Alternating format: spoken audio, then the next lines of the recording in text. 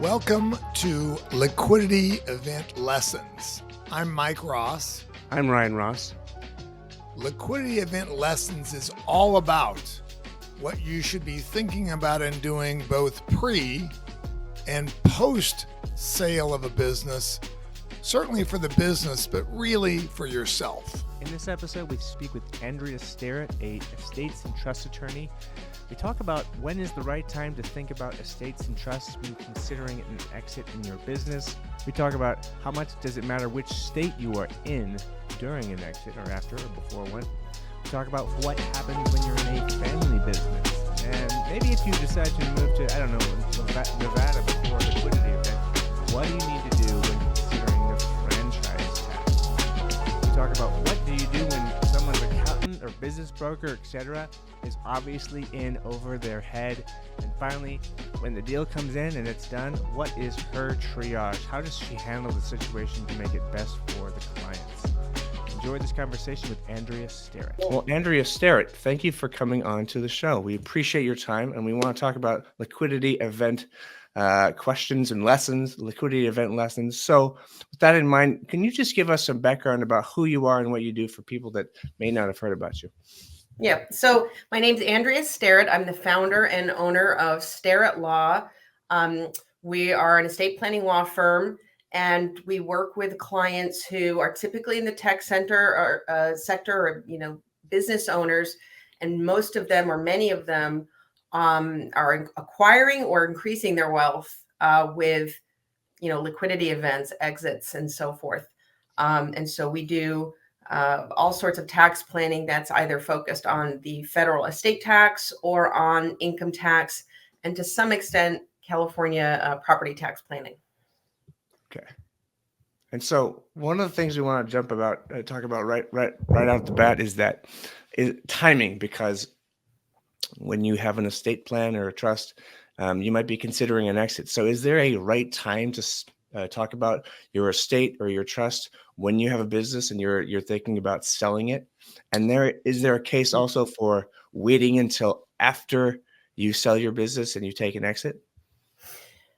So I think it's important at the outset to talk about estate planning, the different types what people might be thinking of when they hear this, right? So I think about estate planning as having two separate buckets. One being purely the contingency planning, getting your will done, getting your basic living trust done. In California, people are doing living trusts, the basic documents that everybody needs that says, where your stuff goes when you die, versus irrevocable trust planning, tax planning, which is more the type of planning that I would consider advanced planning, a tax planning. This is the type of planning that you need to think about when you're thinking about an exit. So, the first bucket, you always need that done, and it doesn't matter timing. Get that done as soon as you can. If you have any assets at all, right? I think for the purposes of today, get that done. But for the second category of trust planning and things like that, the sooner the better is really the answer, right? And that doesn't always get done because sometimes clients don't know that they need to be planning, doing tax planning before the exit, or sometimes they are so embroiled in the planning and the negotiations and all that stuff that it's just not a priority, right? They're circulating term sheets, they're doing all this kind of stuff. That's not there on their mind. But there are some planning techniques that are timing dependent, and where certain doors will be closed if you waited too long. Others, the door hasn't closed past a certain point, but the earlier the better, from a tax savings, evaluation perspective, and also just from a practicality perspective as well, which is we get clients calling all the time, 2 weeks before, a secondary sale, or 2 weeks before something's happening. And it's hard, even if we can do the work, it's really stressful, and you're not doing your best thinking and planning if you're under the gun. So it's really great if you can get out in front of it as early as you can, ideally 6 months in advance. Okay. So in addition to the when, Andrea, how about the where? As you think about this, I know there are a handful of states where, because there's no state tax, there are positives to getting having residency in it. Does it make a difference in terms of a liquidity event, which state you are a resident of? So there's a couple ways this comes up in the planning that I do, right? One is just where you are, domiciled as a taxpayer, right? My clients are California taxpayers, very disadvantageous from a tax perspective. And so there's not a whole lot you can do to stop that. There are people who expatriate out of California to Nevada, Florida, Texas for income tax purpose. And that's kind of that's really moving your whole life. And we can talk more about that. But, and then from my perspective, it comes down to, again, these trusts planning. So for example, I have a lot of clients who want to create irrevocable trusts, for the purposes of increasing their exemption for qualified small business stock sales, QSBS planning. And they have a certain amount, $10 million of exemption, and they want to stack or increase their exemption by creating irrevocable trusts for family members or friends. They'll often create those trusts in Nevada so that because there's no QSBS exemption for state law purposes, it's just a federal law. So they say, well, I'm going to use my QSBS exemption. I'm going to create more exemption.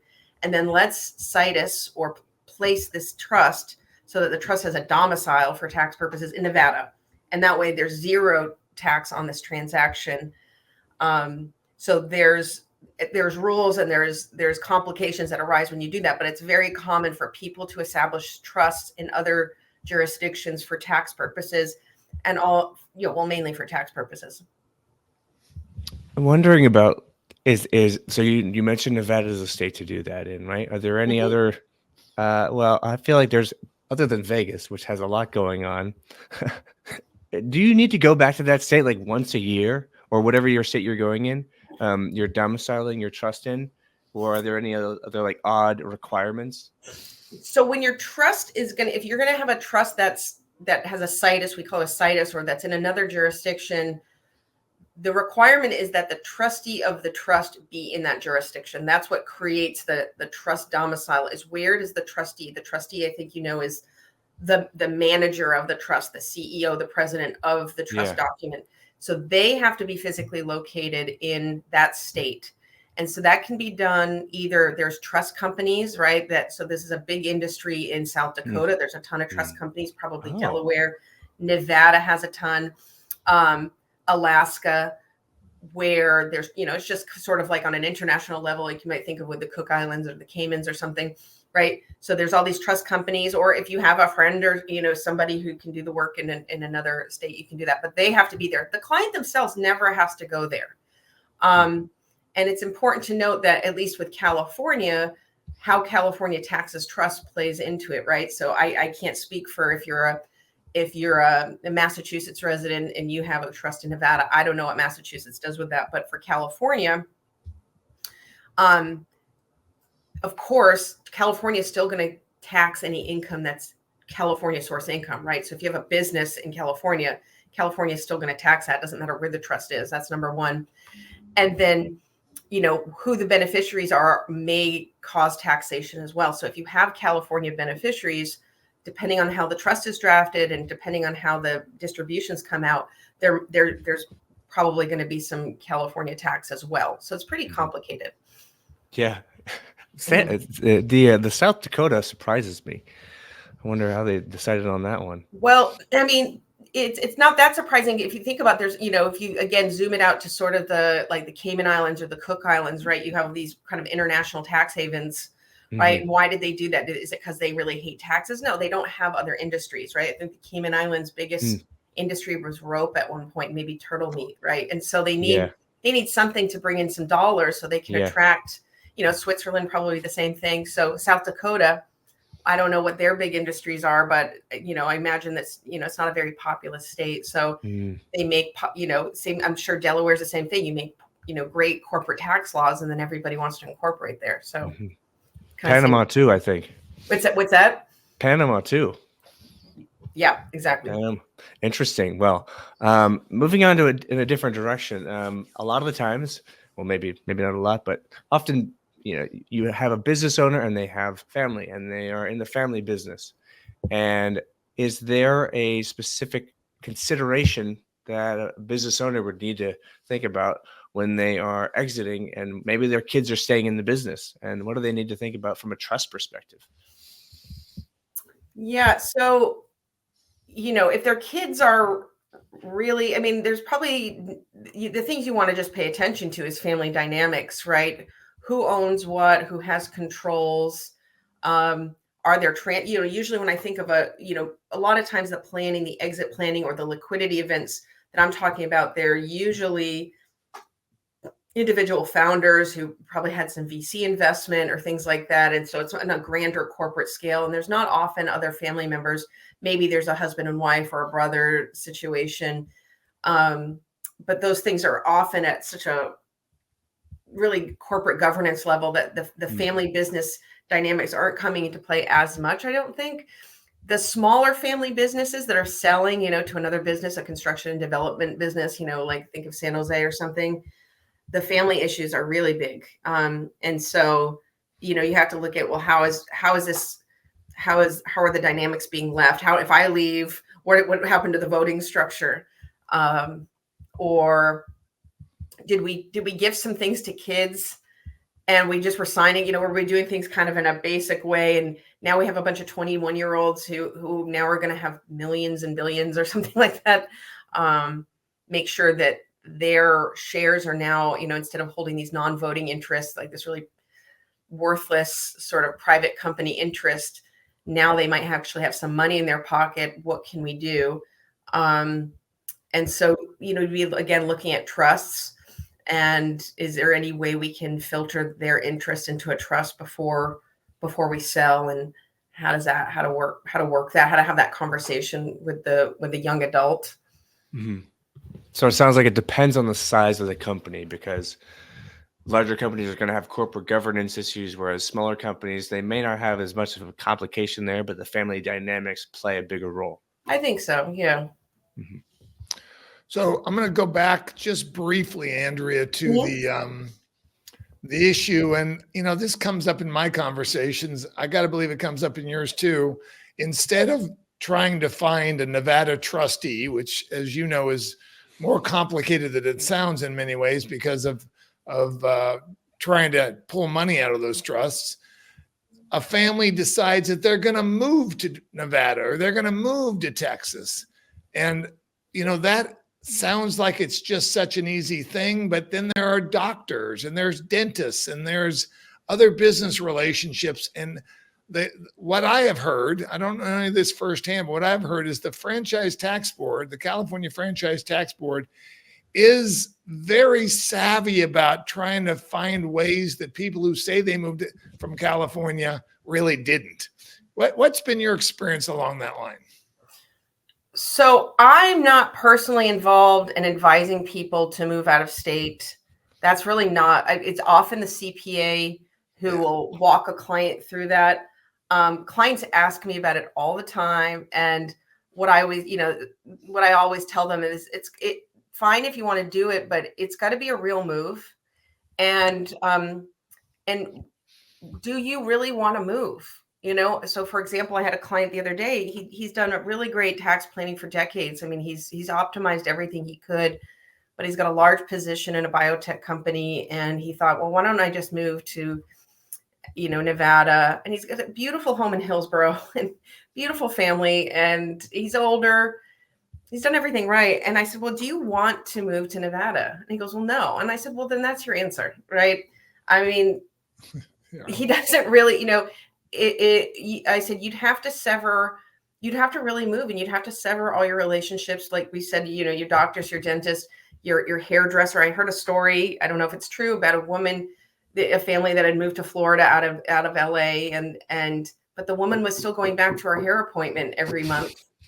And the FTB used that probably as a factor. I doubt that was the deciding factor, but as a factor to show that you haven't really moved. And the thing to remember if you're a California taxpayer is people talk about the IRS. Oh my God, the IRS. The IRS is really underfunded, and they don't have the resources to really pursue things. But the FTB is very aggressive. They're well funded, and if you move out of the state, sometime a year or more, about a year in advance of a exit or some sort of liquidity event, you should expect an audit. But from the FTB, you should expect them to go through your credit card statements and see where you're pulling money from your ATM. I don't know if they're looking at cell phone records, but they're going to be very thorough. They want their money. FTB is, you said, Franchise Tax Board. Is that right? That's right. Okay, thank you. Yep. Okay. So what is that? It's just the state taxation authority, right? So in every state, there's the federal, there's the IRS, which is the United States' federal income tax authority, and then every state has their own state level. So in California, it's called the Franchise Tax Board. I don't know why, and they gather all the state level taxes and govern all of that. Are they called the Franchise Tax Board regardless of state, or is that just from California? Just California. I mean, who knows? And how in Ohio, it might be the Board of Taxation, and it will be different in every state. Yeah. I sometimes hear stories about people saying, "Oh, I'm going to move to Puerto Rico," and that's another big one right now. Mm-hmm. Why is that so big?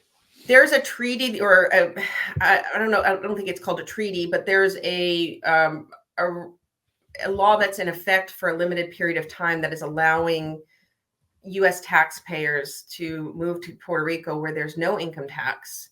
And for some people, it's extremely advantageous. I have a lot of clients and advisors who they and themselves are very wealthy, and it's become a whole sort of different tax haven.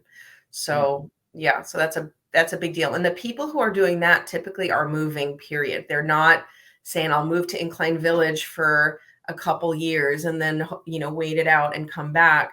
They're usually really moving because they want to be out of the U.S. taxation system. Yeah. So you're saying, like, if you are planning on, if somebody, because of a liquidity event, if they say, I'm going to move to a different state so I can reduce my tax burden, it's not like I'll do that just for fun because it's a great game. No, it's like you're committing to moving everything over there. Correct. And sometimes people go out of the country, right? And that's a whole nother thing because you might need to give up your citizenship, which is really a kind of a pain in the ass if you have to get a new passport and you don't have the same rights coming back. And you can't run for president. Right. Expatriation actual expatriation is very involved and very severe. And I think when Facebook went public, there was some high level people there who actually expatriated, and you have to pay an exit tax, so it's not to be done lightly. So I think that's why Puerto Rico is kind of this, it's almost like going to Nevada, but it's not like moving to, Costa Rica, right? It's kind of halfway between. Yeah. For tax purposes. Yeah. That's so interesting. People get over their heads. Speaking about getting over your heads, here's a question. What do you do when you realize that their accountant or their business broker, you're working with them on a transaction, and you realize, like, this person is obviously in over their head, right? They haven't specialized in this thing, but they've been with the person for so long that they didn't want to, like, graduate up to a more specialized professional. How do you deal with that situation? It depends on who this person is and how they are, right? It happens often, and so often what I'll do is I will reach out to that person offline, right, without the client knowing, and do whatever I can to coach them through, make sure they know the pertinent terms, see if there's a way to sort of make up for their shortcomings. If they're just a CPA who doesn't really need to know how to do the trusts I'm doing, I want to make sure he knows the right terminology, he understands what I'm saying without the client kind of getting clued in that they're clueless. And I want to get them up to speed. Because we've all done something for the first time, and if they're a long-term advisor, the client is comfortable with them. And if they're not hurting the client by their lack of knowledge, then it's my best interest, it's in everybody's best interest for them to stay involved, because they're usually the person the client trusts the most. And so my job is to say, hey, how can I get Al up and running, and make sure he understands and feels comfortable with what I'm doing, that's my best bet. If there's someone who's hurting the client, or is difficult, or is stubborn, or is trying to tank or sabotage things because they aren't with it, then that's really difficult. That's I might have to have a frank conversation with the client. Ideally, it would be a situation where Mike and I are working together, and Mike's been working with them for a long time, and he's the long-term advisor. But then there's a third-party advisor who's involved, who's messing it up. I'd probably go to Mike. I'd probably find out who's their top advisor, who's their key contact, and go to that person first and say, listen, you might not know this, but this guy is messing stuff up, or this woman's messing stuff up, and then let Mike handle it. But if it is Mike, if it's somebody at Mike's level with the client, that's really difficult. But if they're really harming, if I see harm coming to the client, it's my duty to, first talk to them and make sure, hey, this is against the law, or that this is happening, right? And if they can't get it together, I have to tell the client, hey, yeah, you got to do it what's in the best interest of the client. That's at the end of the day. That's right. But it's really great if you can have, even if somebody's a little resistant because their pride is hurt or whatever. I mean, it happened recently with an advisor who was kind of getting, in over his head, but didn't realize it. And it was a really good opportunity for me to handle it nicely, and for me to kind of get him on my side. And now I imagine we'll be working on things together more now, because I took the time to manage that relationship. And now they're an ally who hopefully will look at me as a resource down the line, even if they're doing deals with other people. So it's always an opportunity. Yeah, I agree with that. Okay, so final question from me, at least.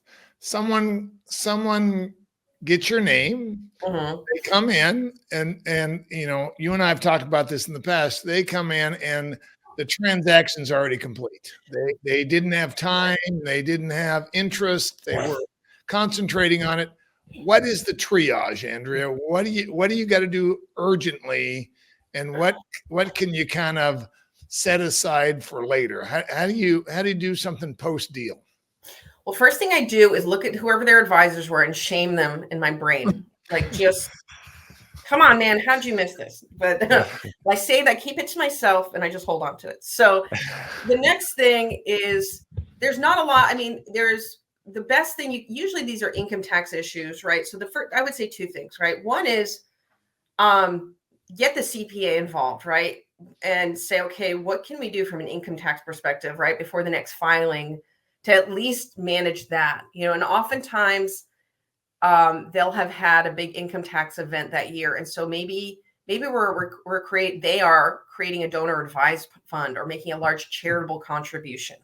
It'll be too late to have done a charitable remainder trust, but it doesn't mean there isn't other ways to mitigate the income tax. And then maybe look at the wealth advisor and say, Mike, you'd never miss this, I know, but with your clients, but look at the wealth advisor, say, is there any loss harvesting we can do? Like, is there anything we can do to mitigate the income tax, right? So that would be number one. And that's usually their most pressing issue. And then if they really had a big position where they came out and they have quite a lot where an estate tax issue is still there, then what I'm going to say is, let's create a way now over the long term to we missed a big planning opportunity, but that's okay. There's no such thing as just one bite of the apple. Let's try to do sort of a slow and steady plan year over year to try to take some air out of that balloon from an estate tax perspective. So maybe set up some irrevocable trusts and use different types of gifting, maybe some life insurance. Let's commit to meeting them annually to kind of reevaluate and do things slow and steady. And that'll sort of be the medicine of, like, see, you missed out. You would, if you had a good long-term advising relationship before this, you wouldn't have missed this, right? Because your wealth advisor, who's usually the quarterback, would have found out about this a long time ago and would have said, you needed to go see Andrea or whoever. Now that you need a long-term advising relationship with a wealth advisor who's going to keep you on track. And now the prescription is you have to come see me every year so we can kind of talk about how we do some long-term mitigation. So there's no way to like fix what, go back and fix it necessarily other than the income tax filing. But let's now grow up. You're an adult now, and now you're somebody who needs to have a team of advisors that you meet with regularly. And I think that's the big takeaway. Yeah. Gotcha. I have just one final question for you, Mhm. Andrea, and then we'll let you go. What would that core team look like? Who is on that team of people who have advisors that people need? In my experience, it's almost always the wealth advisor and the CPA are kind of the people who are the top. And, usually, it could be both of them together, or sometimes it's the wealth advisor who kind of has more touches with the clients. Sometimes that's a CPA, but those are the clients' two most important advisors that they're meeting with quarterly or semi-annually or whatever. Then there's, someone like me, an estate planning attorney who's doing more tax planning side, not just a basic trust, or will person. Life insurance professional is sometimes involved as well if the wealth advisor isn't also that. And then it really depends on, do they also need an actual tax attorney for other purposes? But often it's the wealth advisor, financial advisor, whatever you want to call it, and CPA, estate planning attorney, who are the big ones. Agreed. Cool. That covers all of them. Well, we've dug into a couple different topics, so we appreciate you jumping on the podcast. So thank you very much for your time, Andrea. Thanks so much, guys. It's fun. Mm-hmm. All right. Hey, Ryan. Oh, okay. I was going to say, you could ask, how can people get a hold of her, but we'll do yeah, that. of course. How do Okay. people find out about you, Andrea? Well, usually I get an introduction from somebody like you guys. Most of my clients come to me, the vast majority of my clients come to me by really great referral sources who I've had relationship with for years. But anybody interested in having a conversation with me could find my details, my contact details, my email through www.starrett, STARRETT.law, or find me on LinkedIn, Andrea Starrett. I don't think it's a common name. Again, it's STARRETT. So you can usually find me there. Wonderful. Thank you very much. We'll direct as many people as possible. And there we go.